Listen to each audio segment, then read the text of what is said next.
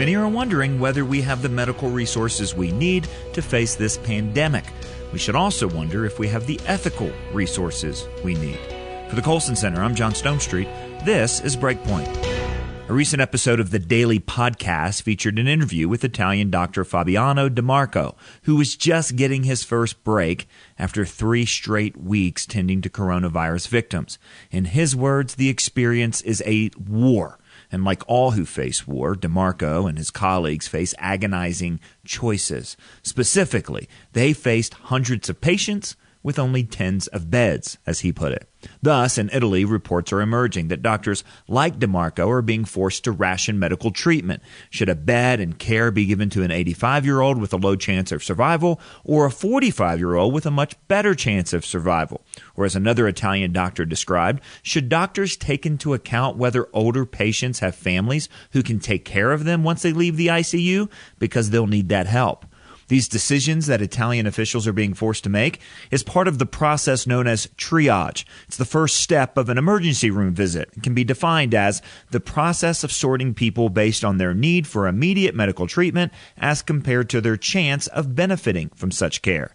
In extreme cases, triage is more important and more difficult than a typical ER visit. For example, after events like the Las Vegas mass shooting in October 2017, hundreds of victims were taken to local hospitals.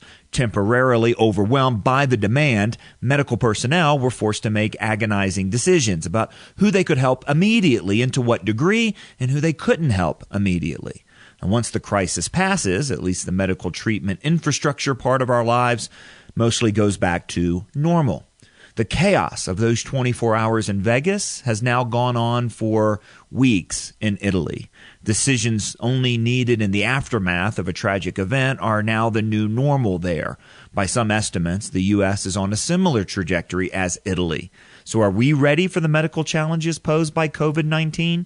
If our medical resources are overwhelmed, are we ready for the sort of ethical questions the crisis will demand?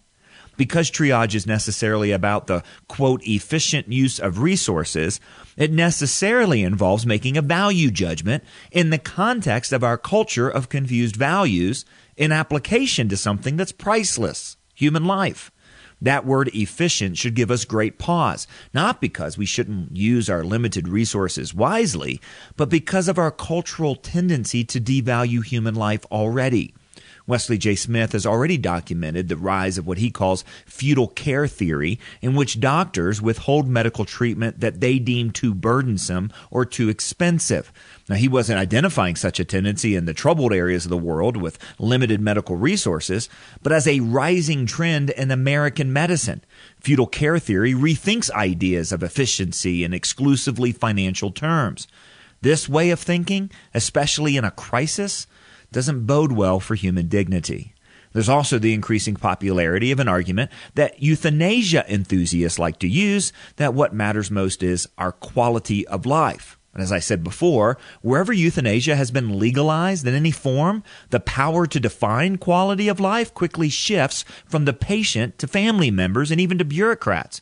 As a result of that shift, the right to die becomes the duty to die. Economic pressures from a virus-induced pandemic only will grease this already slippery slope. As Italian doctors struggle on unimaginable pressure with limited resources, they do so under the influence of their worldview, of ideas about life, about healing, about human value, about morality. And our doctors will too, which is why we need Christians articulating medical ethics, joining hospital ethics boards, advocating for patients, running for office, and becoming healthcare workers at every level, everywhere.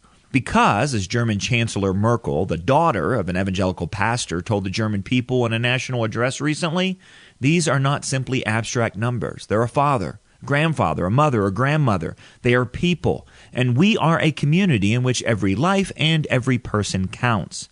For as long as this crisis lasts and beyond, one job of the church will be to bear witness to that truth and to make sure it's never sacrificed on the altar of efficiency. For Breakpoint, I'm John Stonestreet.